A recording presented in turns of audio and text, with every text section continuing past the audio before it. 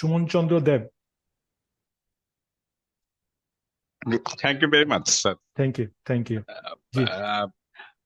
আমি কিছুদিন আগে একটা অ্যাপ্লিকেশন করেছিলাম অস্ট্রেলিয়ান ইমিগ্রেশনে। সেখানে পরবর্তীতে আমি নিজে একটা অ্যাসেসমেন্ট করি। পরবর্তীতে তারা আমাকে একটা মেল পাঠায়, সেটা জুন মাসের মেলটা ছিল। জি। সেই মেলটা আমি যদি আপনাকে একটু শোনাই, সেখানে হচ্ছে মানে আমি যদি বলি আমাকে ওনারা বলছেন যে তোমার অ্যাসেসমেন্ট যেটা হয়েছে সেটা হচ্ছে অস্ট্রেলিয়ান স্কিলড ইন্ডিপেন্ডেন্ট ভিসা, মানে সাব ক্লাস 189। সো 189, আচ্ছা। জি, জি।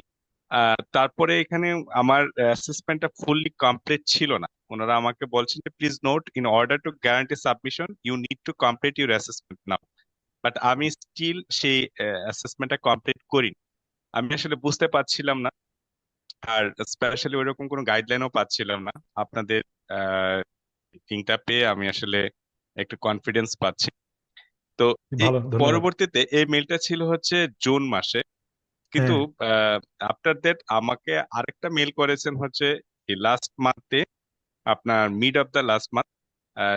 সেইখানে ওনারা আমাকে যে মেলটা দিয়েছে সেই মেলটা ছিল হচ্ছে, সাবজেক্টটা ছিল এরকম যে সিলেকশন নোটিস ফর আমার নাম সুমন চন্দ্র দেব। তো ওখানে ওনারা মেলে আসলে যেটা, আমি বেসিক্যালি একজন প্রফেশনাল অ্যাকাউন্টেন্ট, এবং হুম। আমি ওখানে অ্যাকাউন্টেন্ট জেনারেল হিসেবে আপনার অ্যাপ্লাই করেছিলাম। আমার স্কিল এবং এক্সপিরিয়েন্স গুলো আমি শো করেছিলাম। তো হুম। ওনারা আমাকে বলছেন, মেলটা যে ছিল এরকম যে, dear Suman, we are pleased to inform you that based on the information provided you are a promising candidate for migration to Australia with your skills and experience as an accountant general and your English proficiency level of intermediate, you are well positioned to take advantage of the opportunities that Australia has to offer. So এই ছিল হচ্ছে স্টার্টিংটা। পরবর্তীতে আমাকে একই জিনিস next steps, এবং সেই স্টেপসে বলছে যে তোমার কমপ্লিট ইউর এলিজিবিলিটি অ্যাসেসমেন্ট, মানে একটু প্রসিড এইরকম। তো আমি মূল আসলে কথা, আপনি অ্যাসেসমেন্ট করান নাই, ফুললি জি, অ্যাসেসমেন্টটা করান নাই, এই তো? জি, জি, জি, জি। তো আমি আসলে আমি একটু বুঝতে আমি আসলে এই ব্যাপারগুলোতে অত বেশি আহ, উম, বুঝছি। ভালো বুঝি না, মানে আসলে ওইরকম কোনো গাইডলাইনও পাচ্ছিলাম না। তো আমাকে তো যদি একটু এখন ক্লিয়ার করতেন। আপনি অ্যাসেসমেন্টটা করতে হবে আর কি। জি। আপনি আমার এমনিতে আপনার এই প্রফেশনাল অ্যাকাউন্টেন্ট হিসেবে আমি বাংলাদেশে একটা কোম্পানিতে কাজ করছি। টোটাল আমার 11 ইয়ার্স প্লাস এক্সপিরিয়েন্স আছে।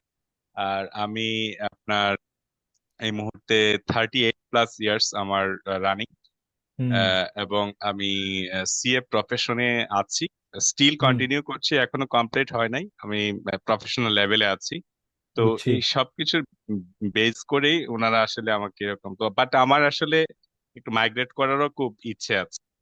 তো আমাকে প্লিজ যদি ইচ্ছা কোনো থাকলে গাইডলাইন। আপনাকে প্রথম হচ্ছে আম, আম, ভাই, আপনাকে ডিসিশন নিতে হবে।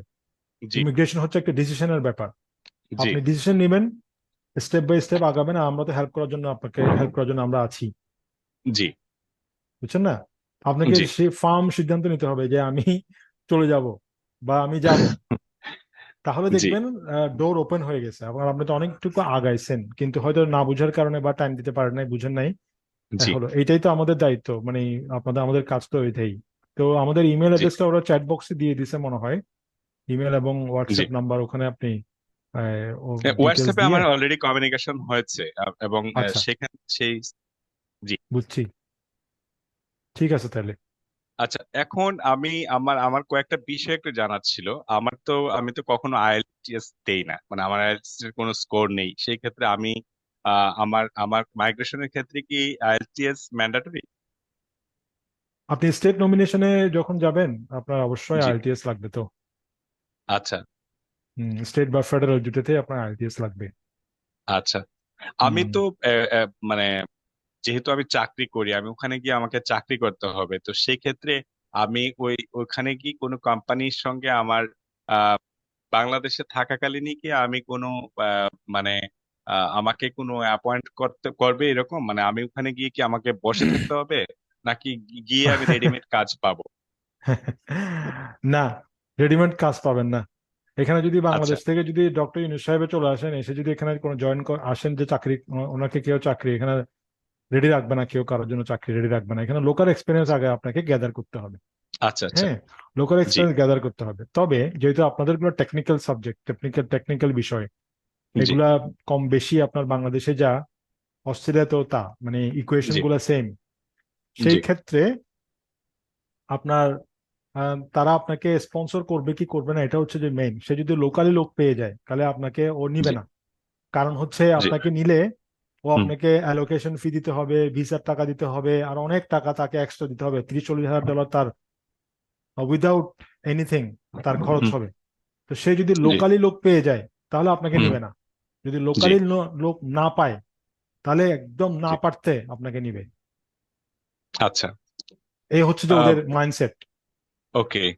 হ্যাঁ, তো আমি যদি এই ধরনের কোনো মানে সিউরিটি আমি যদি বাংলাদেশ থেকে না পাই, তো সেই দেশে গিয়ে আমার তো বেসিক্যালি আমি লাইক আমি ভাই ইনিশিয়ালি আপনারা পার্ট। এখানে কেউ বসে থাকে না, জি বুঝছেন? এখানে কেউ জি বসে থাকে না। আর আপনাদের মতো টেকনিক্যাল লোকজন আমাদের, আমি কার্টিন ইউনিভার্সিটিতে লেকচারার। জি এটা আমার আচ্ছা। হবি। এই যে আমি আপনাদেরকে যে জি অ্যাডভাইস করছি, এটা আমার প্রফেশন না, জি এটা আমার প্যাশন হবি, প্যাশন জাস্ট থেকে করছেন। টাচে জি রাখা। হ্যাঁ, আপনি জি আমার কথাবার্তা দেখে বুঝতে পারতেছেন যে আমি আমার কথার মধ্যে দেখবেন যে আমি ওইটা ওভাবে করতেছি না আমি। জি সুতরাং এখানে আমাদের স্টুডেন্টরা যারা আছে মাস্টার্স করতে আসে, আপনি তো হাইলি এক্সপিরিয়েন্স মানুষ, ওরা তো লেস এক্সপিরিয়েন্স মানুষ, ওরা মাস্টার্স অফ প্রফেশনাল অ্যাকাউন্টিং করতে আসে। ওরা এসে 3-4 মাস পরে আপনার অডিটর জেনারেল অফিসে কাজ পায়। জি আস্তে আচ্ছা। আস্তে আস্তে আস্তে দেখা যায় 1 বছর হবার পরে ওরা ফুল টাইম জব পেয়ে যায়। নেপাল থেকে, ইন্ডিয়া থেকে, পাকিস্তান জি থেকে ছেলে মেয়েরা আসে এখানে। জি তা আপনি পাবেন না কেন? তবে মানে প্রথম দিকে একটু ইয়া লাগে আর কি, মানে হয়ে যায় আস্তে আস্তে আর কি। আচ্ছা। না হ্যাঁ, মানে অনেক সময় নর্মালি অনেক আমরা যারা মিডল ইস্ট অথবা আমাদের এশিয়া প্যাসিফিক কোনো কোনো একটা জি, কান্ট্রিতে কাজের সূত্রে বাংলাদেশ থেকে যখন আমরা লিভ করি দেশ, তখন হ্যাঁ, আমাদেরকে তো কোনো একটা কোম্পানির সঙ্গে একটা এগ্রিমেন্ট পাই যে তুমি আমি যেন আমি যাওয়ার পর আমাকে ওই পজিশনে আমাকে জব দেওয়া হবে। তো হুম, আমি যখন অস্ট্রেলিয়াতে মাইগ্রেশনের ভিত্তিতে যাব, তো অ্যাজ একজন ক্যান্ডিডেট হিসেবে, তো হুম। সেক্ষেত্রে কোনো কোম্পানির সঙ্গে কি না, না, আমার। না, না। মাইগ্রেশন আচ্ছা। স্টেট নমিনেশন যেটা 194-91, হুম হুম, এটা হচ্ছে যে সে আপনার এক্সপিরিয়েন্স দেখে মনে করবে যে আপনাকে আনলে তার লাভ হবে। জি এখন লাভটা কিভাবে হবে এটা সে আর বলবে না, এটা আপনার দায়িত্ব। আচ্ছা আচ্ছা।